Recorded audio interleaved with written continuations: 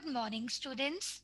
Students, this lesson is of class 5th for the subject of Mathematics, Chapter 16, Geometry, and is being submitted to you on 14th December 2020. Now, children, in this lesson, we will discuss about the following things that are angles, different type of angles, then we will find out how to measure an angle by using protractor. Okay, now before going ahead, let us discuss what is an angle. Okay, students, let's see what is an angle.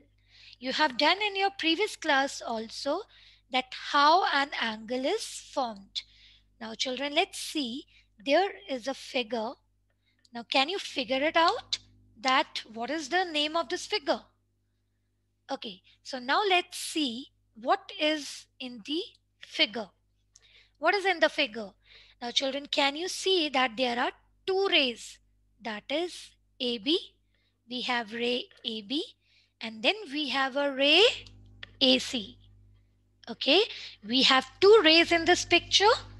We have ray AB and ray AC. Now, can you tell me that is there any common thing here?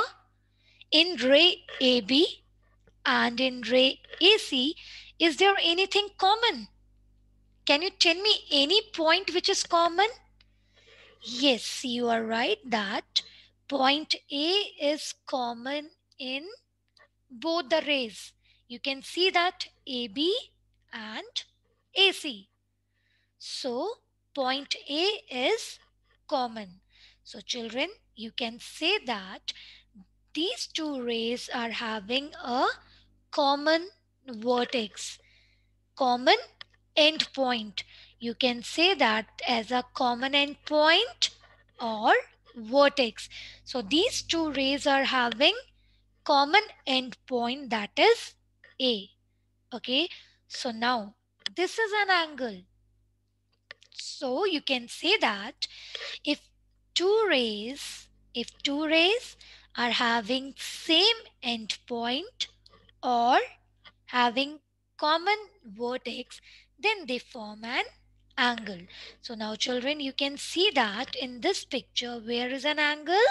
This one. Okay, so now how an angle is formed? When two rays are having common endpoint. Now children, you can make so many angles. Now let me show you few angles by using two rays. Okay, so let's see. Now here it is angle. Now I'm making an ray here. Okay, now this is one ray and this is your second ray. So where is the angle? Now can you tell me here angle? Yes, you are right that this is the angle. Now let me make one more here. Now this is my first ray. Okay, this is the ray and this is another ray. When the two rays are having same endpoint, this is your endpoint. This is same endpoint and they are going to make an angle. So in a simple language, an angle is formed when two rays or two line segments are having common vertex. Is it clear, students? So this is your angle. Now an angle, you have two arms. Arms means rays. AB and AC are two arms of the angle. Okay, and the common endpoint, that is vertex, is known as A. Okay, this is your vertex. You can call it vertex or endpoint. It's one and the same thing. And now children, angle is always denoted with this sign, this one. This is somewhere close to less than sign. This is the sign of angle. If anything is written with this symbol, it means we are talking about angle. So angle A. Again I am putting a sign, this one symbol, and I am writing B. It means I am talking about angle. Okay, wherever you find this sign, Let me show you which sign. This is the sign of the angle. So wherever you find this sign, symbol, it means we are talking about angle. Now children, what is the name of this angle? You can call this as angle A. What is the name of this angle? You can call this as angle A, because A angle is formed at point A. That's why we will call this as angle A. Or you can call this as with the arm, that is BAC, angle BAC, or you can call as C, angle CAB. Okay, all the three things are correct. Let me repeat the name of the angle one more time. This is the name of the angle, that is angle BAC. That is, you are starting from this up arm, BAC. Okay, and then you can say angle CAB. Okay, or else very easy one, you can say angle A. All the three things are same. Fine. Now children, we can measure the angle. Okay, angles are always measured in degrees. What is the unit of angle? Angle is always measured in degrees. Okay, and we have an instrument to measure this angle. Okay, first of all, angle is formed when two rays meet at a point. Second thing, angles are measured in degrees, and this is the sign of the degree. And we use protractor to measure the angle. Okay, children, we use protractor to measure the angle. Now let's discuss about protractor. What is a protractor? Sometimes we call this as D also. You must have seen this in your geometry box. Mathematical tools are there. So this is your protractor, or you can call this as a D.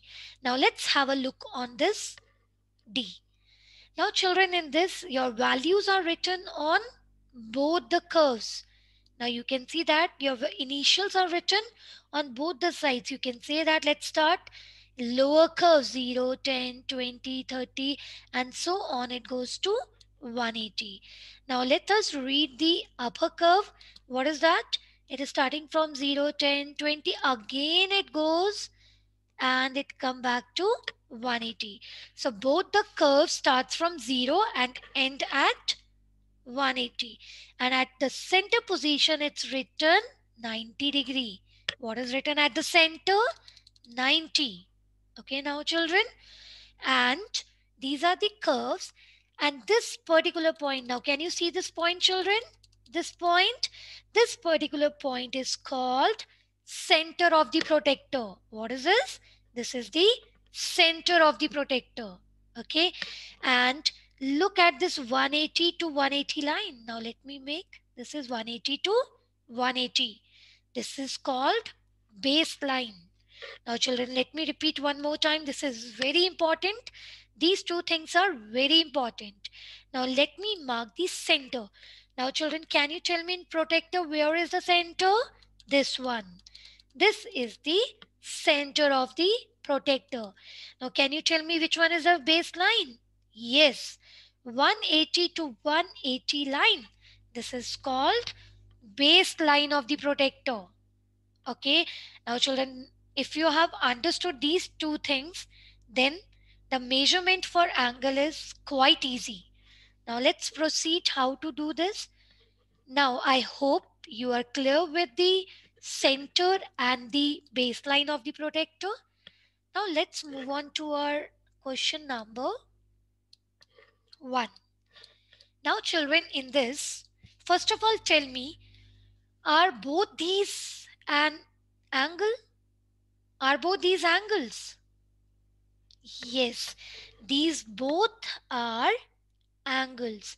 The first one is angle ABC. Okay, what can you write here? Angle ABC. Or what is the short form for this? You can simply write angle B here. Okay. And now look at the second one. Where is the angle? Angle is at E. So you can write angle E.